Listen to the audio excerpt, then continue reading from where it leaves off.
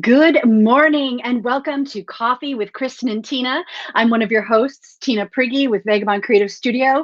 This is Kristen Odell with KLO LLC. And guess what, you guys? She is coming to us from the future. Look at the clock. Ta-da! It's 9:30 in the morning here. So, Kristen, where are you that you're coming to us from the future? I am in the beautiful Springfield, Ohio. We had the pleasure of visiting Doug's parents this weekend and hanging out in his hometown. And so we are heading back today. So I'm live from the basement. Cool. You are live from Ohio. That is really pretty cool. So you're an hour ahead of us. So what do you think? Is the future pretty good? Do we all have something to look forward to? I have coffee. I have my good friend Tina. I mean, well, how much more could I ask for? Life is good. Yeah. And we're so happy to see everyone this morning. Okay, so Kristen, let's start off with the horror first. So you're in Ohio where there is a hatching, a 17-year cycle of, which one do you want me to show first, the chrysalis or the real thing? Whatever you feel like. They're so yucky. So yucky. So tell us about this. So the broad X version species of cicadas have emerged from the ground and are hatching, and they are loud and proud here in Ohio and probably many other places across the Midwest. So this is actually the chrysalis. This is what they break out of and like hatch out of. So you find these on the trees. This is not actually an insect. This is the shell. And then from that, the cicadas are flying all over the place. Here's what they look like when they have hatched. Now, I don't know if this is specifically the 17-year species that we're looking at right now, but what I can tell you is they are everywhere. Like those little shells are all over the trees. They're really yucky. Oh my gosh. And I don't think you're using like an intense like macro zoom lens, right? Like this guy looks like he's maybe the size of my thumb. Is that accurate? I use my fabulous iPhone 12. I don't work for Apple, by the way. No, they are. They're like, they're probably like this long. And they have sticky little legs, so they will like stick on your hand, and they are really loud. Like the air is humming often. So yeah, I'm kind of horrified by this. They are a little creepy. It's almost biblical in the sense of how they are everywhere and how loud they are. And I know like there's always cicadas here, but not this loud.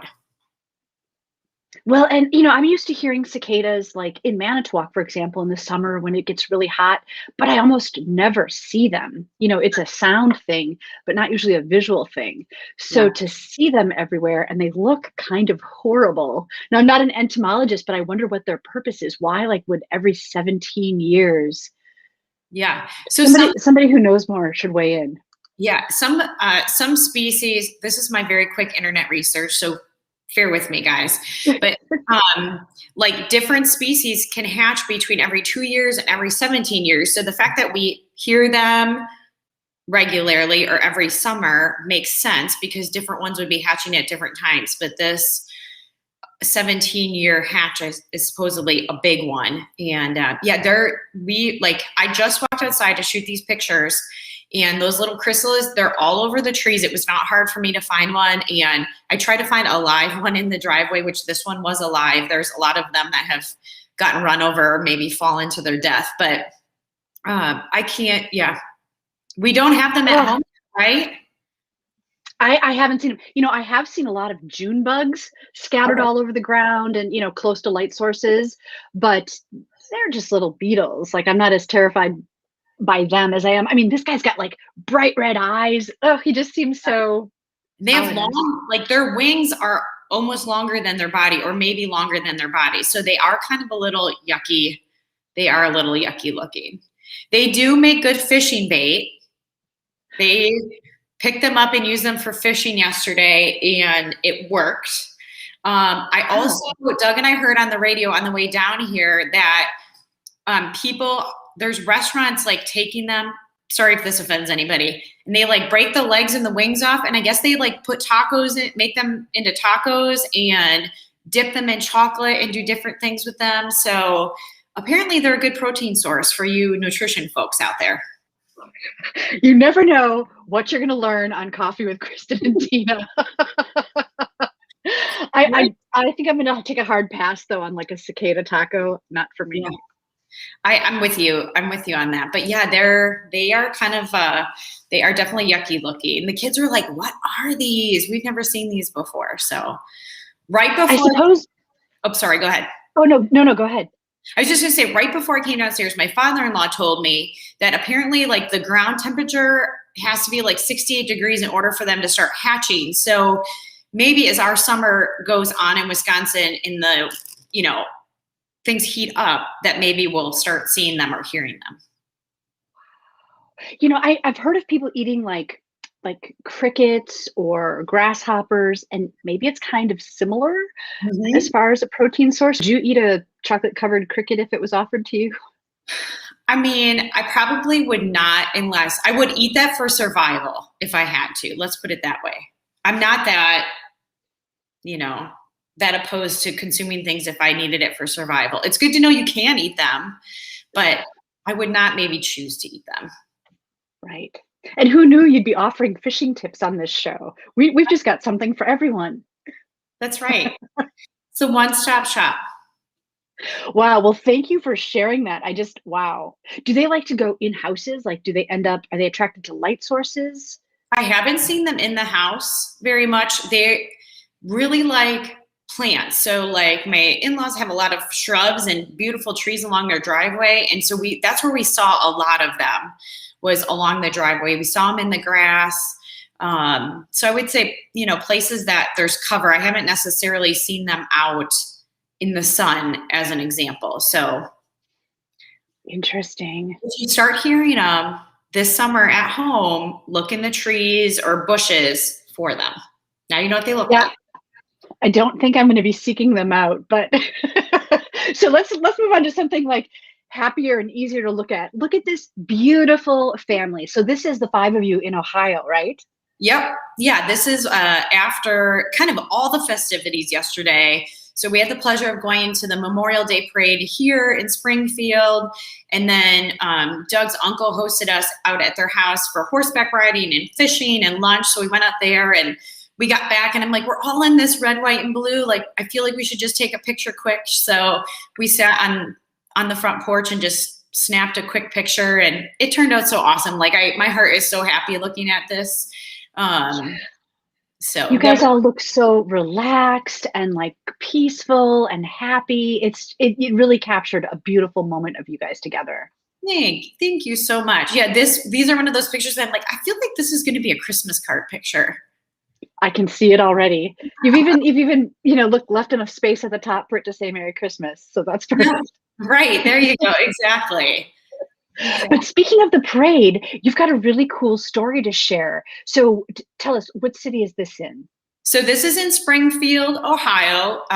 It's Clark County. So they had a fabulous parade yesterday that included different military groups, obviously the local marching bands, a lot of this big city vehicles that kids tend to love so much, political parties. And one of the rules that they have here is you have to represent a soldier or somebody that served in the military in your unit. And my husband's family has this amazing history. So my husband's grandfather, John Keeler, served in World War II alongside 5 of his brothers. So they've kind of dubbed themselves the local band of brothers. And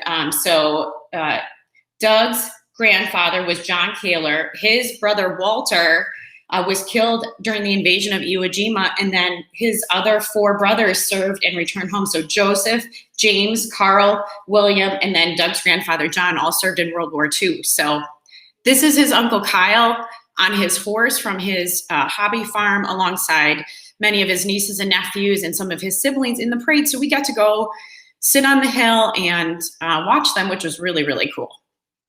That is so neat. So that's Doug's uncle actually astride that horse? Yep, that's his uncle Kyle on the horse. And Tina, I mentioned this to you, but so Kyle serves in the House of Representatives for the state of Ohio. So yeah, he's on the horse with his grandson there. And then, like I said, those are all his nieces and nephews or sons and daughters around him, walking in the parade yesterday. What a neat story. So the pictures that they're carrying, are those the original band of brothers? Those are the 5 brothers? That's correct. Yep, that's correct. Wow, what a story. What a neat connection to the parade. Right. And I think it's so, even when we're home, we always try to take in the parade. My dad was in the Navy. My grandfather served in the Army. Doug's dad was in the Coast Guard. And, so we have all this amazing kind of military history around us. We have many friends now that have served in the military. And I just think like it's such an important holiday to get out and just kind of take that moment to say like, what is Memorial Day really about, and how can we teach our kids about it? And I feel like a Memorial Day parade is such a great way to, I guess, show them all the sacrifice in all these different places and all the amazing people that have served our country. Right, right. And it's an important time to even just remember that we didn't just end up where we are today, that we've got this robust history of sacrifice and Right. dedication. We went down to the parade yesterday too, and it was also amazing just to see the amount of people that turned out and to sort of share an experience again with a crowd of people. Just really warmed my heart. It felt so good to be connected again. Yeah, we saw, you know, every group of people represented from every part of town here, and there was something like reunifying about it. I just thought it was really fabulous. It was a beautiful day here. I think I saw pictures and video from the parade in town. It looked like it was a gorgeous day back home, and so yeah, what a great way to get out and get back together, I guess. Yeah. And in Manitowoc, this would have happened while you were gone, but on Sunday, the big blue crane, number 38, left. So it had, people had been anticipating the day that it was going to leave, and it was weather dependent. And Sunday ended up being just this perfect, calm day. And the riverbanks were lined with citizens from all around watching the barge and 2 tugs make its way down the river with this huge blue crane on it. And it was cool because as it approached the different crowds of people, you would hear people cheer. The bridge went up, and then the crane pulled through and people cheered. And then as it made its way to the second bridge, you heard more cheering. And then as it got like in front of the submarine, you could hear more cheering. It was just so, I don't know, it was such like a momentous feeling. And it kind of made me think of back in the day when they would have launched submarines, Mhm. and so many people from the city would turn out to watch that happen. I kind of felt like I could see all of the people lined up to watch the crane in a future snapshot of history, like, look at this momentous occasion. Right. Yeah. We were sad that it happened while we weren't there, but so many people captured amazing videos and pictures of this. Like, what a cool point in our history. I love how excited people are about what's happening in the maritime version of Manitowoc. Like, I feel like we haven't had this excitement around our rivers and the waterway in a long time. And so what a special thing to bring back that maritime excitement. Yeah. Yeah, I totally agree. And it's kind of fun watching social media now because people are posting its progress. So yesterday people shared a bunch of clips of this huge blue crane approaching the Mackinac Bridge and then sailing under the Mackinac Island Bridge. And I've heard that today that it's kind of like in the middle of Lake Huron. So it's making its way, and it's kind of fun how people feel so much attachment to it. The pride Right. of Manitowoc. Yeah, Doug actually like pulled me aside yesterday and he's like, "Hey, look at these pictures of the Mackinac Island Bridge. Like, this is so cool." And yeah, it's really neat. As I mentioned, my dad was in the Navy, so he's always had a passion for Lake Michigan and the lake liners that come into the city and different tugboats. And so, I've always had that ingrained in me, but I feel like it's really starting. There's a lot of excitement around what's happening in Manitowoc, and it'll be fun to hopefully see Big Blue's journey all the way out to Maine. Right. And what's exciting too is I understand that they have contracts for more. So there's already another one in production. Right. Possibly a different style, might not look exactly the same, but it's kind of cool that this isn't just one and done either. Right. Right. Well, and I think too, it's easy to be annoyed when the bridges are up and you're like, oh my gosh, I need to get to work. Or, for me in the morning, I'm like, oh, I'm trying to get to the gym. And, but this is this is work, this is military, these are all these amazing things. Like, this is why the bridge is up. It's pretty cool. Yeah, and especially when you think of the skilled and talented workforce that it took right here in Manitowoc to make that happen, it just fills me with so much pride, to know like our community, people that we know, people that are in our families or our friends built this. Right. Right. Okay. So where did you guys watch Big Blue go through? So I was just to the left of where this picture is taken from. So I was Okay. like in the City Hall parking lot area because I really wanted to see it turn the bend and go under the first bridge. Sure. And then Jason was up by like the Maritime Museum and the sub area so that Yes. he could get a shot of it by the sub and then as it went past the lighthouse. Very cool. And who had the drone out that got that amazing shot? We should give some photo cred. This photo cred goes to Jason. Yep, this is Jason's work. This is Jason's drone. Yep. Wow, that is so cool. So this is we're looking at the 10th Street Bridge here. Right. Just perspective, right? That Right. is so cool. Yeah. And if you look at the picture, you can see there's people like out of their cars along the railing of the bridge watching it. Sure. Well, and even on the left there, where I guess it would be the old like Associated Bank, kind of where Burger Boat offices are now, you can see people all along the riverbank there. So very cool. Right. Yeah, it was so neat. And again, kind of like we were talking about with the parade, just to be reconnected with the community, it was such a fun and uplifting experience to share that with other members of the community. Right. Very good. Well, you guys had some great spots to see that from. Thanks. I think, pretty much every spot was almost awesome. Mm-hmm. And it's fun to see the different pictures and videos that people are posting from their different vantage points. Right.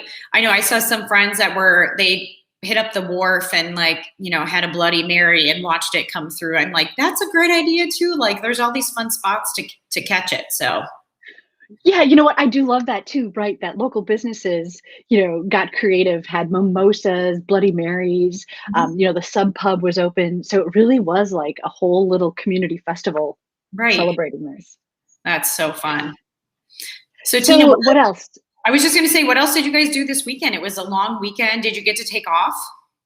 I did. Yep. I made sure I took off. I had to keep reminding myself to take off. I started talking to Jason about a project. He's like, that sounds like work. He's like, you have to take some time off. I'm like, okay. It was really nice. We got together with my family. I got to see my grandma. We went on a bike ride, Jason and I. That was just so nice to do. Got to spend some time just hanging out. It was really relaxing. Did you get to bike ride for your birthday? Yes. Did you? Where did you guys go? Oh, it wasn't anything epic. Literally, we just like pedaled through town, but good for you. Awesome. Even pedaling through town is beautiful. It's true. It's true. We live in such a beautiful place. That's good. Yeah, this weekend, and I think you might have a picture from this. So normally when we come down to Ohio at this time of the year, it's like blazing hot and we're dying because we're not conditioned for it yet. But this weekend it was cool. And so we ended up going on a hike Saturday morning with Doug's siblings and all of our cousins. So this is at George Rogers Clark Park here in town, which is a site of some of the Civil War battles. And so it's kind of a combination of this beautiful park as well as history. But this amazing waterfall was right in this park. So we kind of hiked, you could hike across the rocks to get to that point. So this is us out on the hike on Saturday, just kind of taking in some nature. It was so cool. Like the weather was so cool that there was no mosquitoes or bugs bothering us. And we had a really, really nice time hiking around the park there. So you're saying this was pre-cicada? I'm sure the cicadas were there, but they did not bother us. How about that? Nice. Is there a significance to the two Irish sweatshirts? My husband's family, their local Catholic high school is the Fighting Irish, or the Catholic Central Irish, and they like, even though Odell does not have the apostrophe in it, they like to claim a bit of Irish history. So my mother-in-law has these sweatshirts for all the grandkids, and they're available for playing outside or whatever. And since it was cooler, our girls we didn't have as much stuff packed as normal. So the girls took advantage of her sweatshirt stash and threw those on for our hike on Saturday. Aw, that's awesome. Yeah, that looks like a great place to hike. Yeah. Now the And cool thing is I do have Irish blood in me. So they're like legitimately Irish when they wear the Irish sweatshirt. I just wanted to say thanks to Michael for the birthday wish.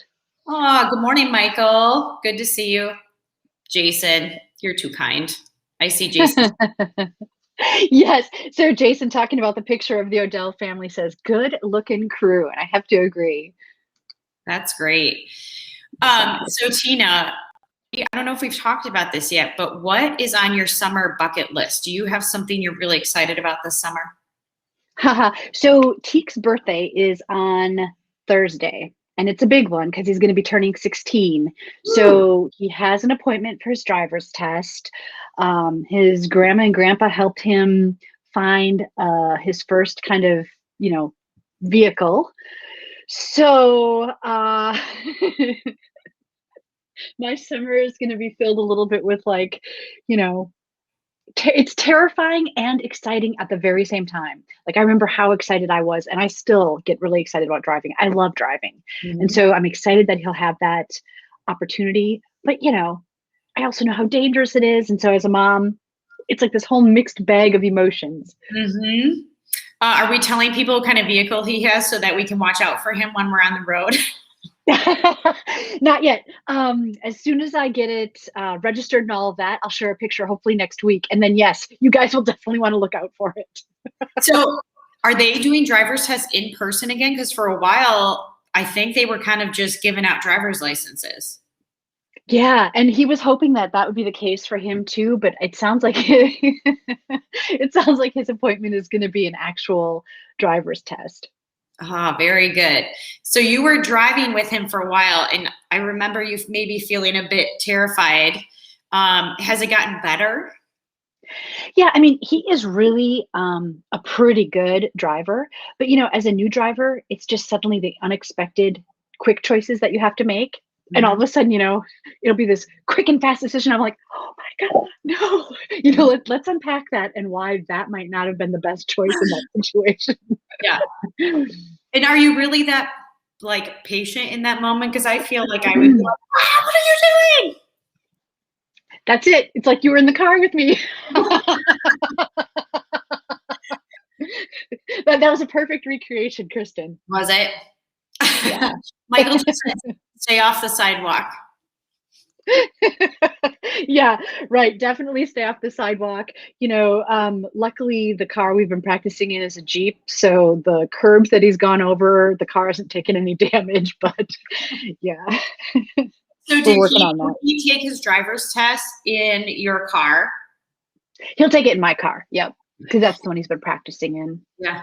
I can remember, like, I don't even know if this is like a real thing, but when I was getting ready to take my driver's license, my parents had this old, it wasn't old then, brown Pontiac Bonneville, which my mom had for many years, and my brother and I both like beat the crap out of.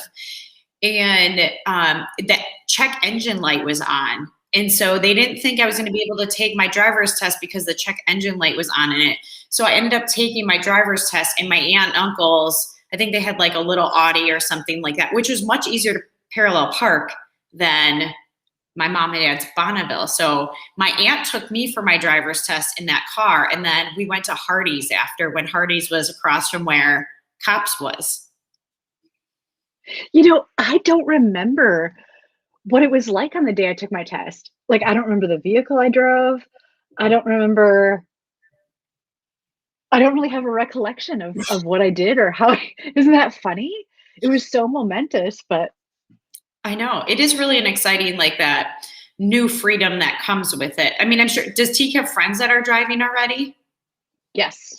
Yeah. Right. So other than him being in the driver's seat, really not much is going to change. Yeah. I mean, although, during this whole past year with like seclusion and COVID and stuff, they really haven't gotten to spend a lot of time. So, yeah. It's going to be interesting. It'll be an interesting summer. That's really cool. So let's see, will he be able to drive to school next week? Like, will he have that freedom to drive to school? Oh, nope. His test is after school is out for the year, but Okay. next year he'll be able to. That's what I was trying to think about. Will he, because are they done this week or next week? I think the 10th is their last day. Okay. That's cool. And Jason and I were saying it's going to be so weird not to have to like drive him to school, not to. Yeah, just how different your schedule will be, right? Like he'll just literally have like a don't be late for school and you need to be home by this time or whatever your rules are. And then other than that, he's kind of on his own. You know, other parents that have students that are driving, I would love to know some of the tips or rules or, you know, guidelines that you've established or suggestions. Please share the knowledge and share what you've learned, because Yeah. this is comment. Yeah, comment on the post because I feel like other parents also need this. I know I need this. Grace is 11, so she's got like 5 years until we reach this point, but I feel like that will be here really fast. And but yeah, share your ideas, I guess. I know when I drove in high school, I drove my parents' car, I did not have my own car. I was required to fill the gas tank. Like I had a job, and so I was required to fill the gas tank. That was one of like the rules is if you're gonna, we always cruised up and down Washington Street. I don't know if that's a thing still. But I had to fill the gas tank, and then I always had to be home by like whatever the curfew was. My mom and dad always said I had to be home by a certain time. But was the curfew different if you had a vehicle versus if you were just out, or was it the same curfew regardless? no, it was the same. We still had to be, I think it was like midnight when I was in high school, like during the summer. During the week, I think I had to be home by like 10 o'clock. That was like the rule, but Okay. we'll see. Did your parents have a limit for you, like of the number of people you could have in the car with you? I don't think so, but they also didn't have, like, I feel like there's more rules now about when, maybe this is a temps thing. This is how far from reality I am. But I feel like now there's more rules about how many kids you can have in the car and when you can be driving, where when I got my license, there wasn't any rules about it. We could just go about our business, I guess. You know what? I think you're right. I feel like there is a rule that for like the first year or so that they have their license, Mhm. that's a limit. But I think there's a limit. Yeah. I also feel like after a certain time at night, like an adult has to be in the car. They're not allowed to drive. I guess I better figure that all out before he gets his license. Yeah. Yeah. Michael said, "Oh, I learned to drive in a graveyard. That way I didn't hurt anyone." Oh, that's smart. So Michael, one of the places I practiced was at Evergreen Cemetery. My mom always took us driving there because you could never go too fast, but you turned a lot. There was a lot of opportunities to practice turning at a slow rate. So yes, I agree with you, Michael. I probably will do that with my children as well because it worked. I'm a great driver. Yeah, it's a great suggestion. That is awesome. Wow. Well, Kristin, thank you so much for dialing in this morning from the future. Thank you. I'm so glad to see you guys. I'm very thankful that you guys all had like a safe and relaxing Memorial Day weekend. It's so great. And I am going to give a shout out to the local little wine and chocolates and coffee shop here in town. Doug stopped and got me a coffee this morning. So they're in Ohio. Aww. They're an Ohio small business. So thanks, guys. That is awesome. Kristin, have a safe journey back to Manitowoc. Thank you, everybody, for participating with us this morning. And we will look forward to seeing you next time on Coffee with Kristin and Tina. Bye, guys. Bye.